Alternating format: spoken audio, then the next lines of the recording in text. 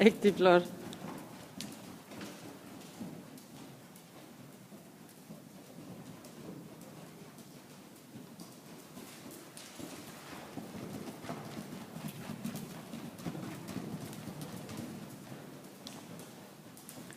Nederside tungt.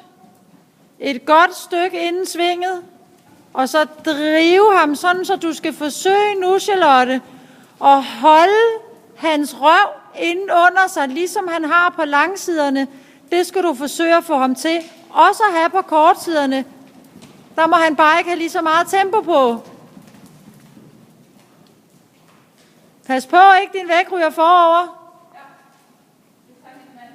Ja.